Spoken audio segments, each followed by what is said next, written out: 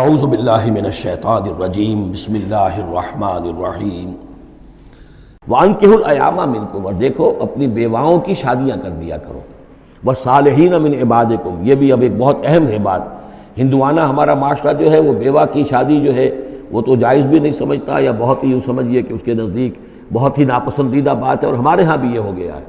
حالانکہ یہاں حکم ہے انکحوا الایام منکم، بیواؤں کی شادیاں کر دیا کرو، والصالحین من عبادکم و امائکم، اور تمہاری جو بانیاں ہوں، غلام ہوں، ان میں سے بھی جو سمجھدار ہوں، جن کے کردار کے بارے میں تمہیں اعتماد ہو، ان کی بھی شادیاں کر دیا کرو۔ ایک کی کنیز ہے، ایک کا غلام ہے، ان کی شادی ہو جائے۔ اب ظاہر بات ہے وہ کنیز جو ہے اپنے آقا کے، اب اس کے ساتھ وہ تمتع نہیں کر سکے گا، اس لیے کہ اس نے اجازت دے دی ہے کہ اس کی کنیز کی شادی ہو گئی ہے کسی غلام کے ساتھ۔ والصالحین من عبادکم و امائکم ان یکونوا فقراء، اگر وہ فقیر ہوں گے، مہر وغیرہ دینے کی ان کے اندر ہمت نہیں ہے، صلاحیت نہیں ہے، یغنہم اللہ من فضلہ، تو ہو اللہ تعالیٰ ہو سکتا ہے کہ ان کو اپنے فضل سے غنی کر دے۔ واللہ واسع علیم، اللہ واسع بہت سمائی رکھنے والا، کشائش والا، کشادگی والا اور جاننے والا ہے۔ یعنی یہ بھی ہے کہ کسی وقت انسان سوچے کہ اگر میں شادی کروں گا تو وہ بھی اپنی قسمت ساتھ لے کر آئے گی، کیا پتہ کہ میرے اس وقت حالات جو ہیں اگر کچھ خراب بھی ہیں تو اللہ تعالیٰ اس کی قسمت سے، اس کے حوالے سے وہ اللہ تعالیٰ میرے لیے رزق کا دروازہ کھول دے۔ وَلْيَسْتَعْفِفِ الَّذِينَ لَا يَجِدُونَ نِكَاحًا، اور جو لوگ نکاح کی قدرت بالکل نہ رکھتے ہوں، شادی کر ہی نہ سکتے ہوں، کچھ بھی نہ ہو ان کے پاس، نہ کوئی گھر ہو جس میں کہ اپنی بیوی کو رکھ سکیں، نہ کوئی نان نفقے کا سامان ہو، نہ کوئی مہر دے سکیں، وَلْيَسْتَعْفِفْ، تو انہیں چاہیے کہ وہ اپنی عفت کی حفاظت کریں، پوری طریقے سے اپنے اس جو جنسی جذبے کو کنٹرول کریں۔ الذین لا یجدون نکاحا حتی یغنیہم اللہ من فضلہ، یہاں تک کہ اللہ تعالیٰ انہیں اپنے فضل سے غنی کر دے۔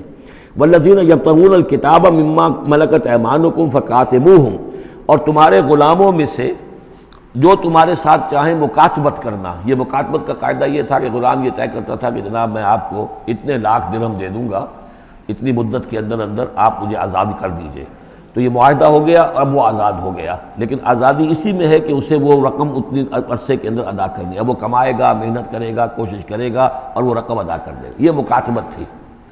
تو جو بھی تمہارے غلاموں میں سے مکاتبت چاہیں، مما ملکت ایمانکم فکاتبوہم، تو یہ مکاتبت کر لیا کرو۔ قرآن مجید نے وہ تمام راستے کھولے ہیں کہ جن سے غلاموں کی آزادی کا جو ہے آسانی کے ساتھ تدریجاً سہج انداز کے اندر ان کی غلامی کا جو ہے سلسلہ ختم ہو کر آزادی کی طرف راستہ کھل جائے۔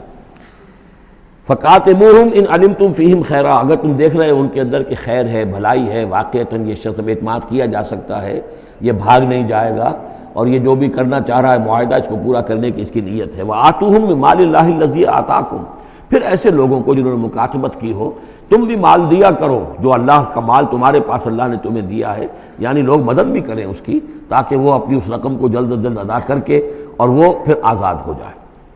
وَلَا تُكْرِهُوا فَتَيَاتِكُمْ عَلَى الْبِغَاءِ، اور دیکھو اپنی باندیوں کو، چھوکریوں کو، یہ جو وہاں پہ باندیاں کنیزیں ہوتی تھیں، انہیں بدکاری پر مجبور نہ کرو۔ ان اردنا تحسنا، اگر وہ چاہیں کہ وہ پاک دامن رہیں، وہ کسی قلعے میں رہیں، اور ان سے چونکہ یہ بھی رواج وہاں تھا، ان باندیوں سے پھر وہ پیشہ کراتے تھے۔ اب یہ اصل میں اصلاح ہو رہی ہے اس معاشرے کی، اور اس کے اندر ان چیزوں کو رفتہ رفتہ روکا جا رہا ہے۔ جیسے سورہ نساء میں آیا تھا، ایسا بھی ہوتا تھا کہ باپ کی بیویاں جو ہیں، اپنی جو سوتیلی مائیں ہیں، انہیں اپنے گھر میں ڈال دیا، لیکن یہ ساری چیزیں رفتہ رفتہ ایک ایک کر کے پھر ان کی بندش ہوئی ہے، تو وہ اپنی لونڈیوں سے پیشہ کراتے تھے اور کمائی خود کھاتے تھے۔ تو فرمایا یہ بہت غلط ہے، لِتَبْتَغُوا عَرَضَ الْحَيَاةِ الدُّنْيَا، تاکہ تم حاصل کرو دنیا کی زندگی کا سامان۔ وَمَنْ يُكْرِهُنَّ فَإِنَّ اللَّهَ مِن بَعْدِ إِكْرَاهِهِنَّ غَفُورٌ رَحِيمٌ، اور اگر کوئی ان کو مجبور کرے گا اس کام کے لیے تو اللہ تعالیٰ ان کی اس مجبوری کی بنا پر ان کے حق میں غفور اور رحیم ہوگا۔ تم پر وبال آئے گا، جو کام یہ غلط کروائے گا وبال اس پر آئے گا۔ اگر وہ خود جو ہے مجبوراً کر رہی ہے اور وہ اس کے لیے ذہناً تیار نہیں ہے تو بہرحال اللہ اس کے حق میں غفور اور رحیم ہوگا۔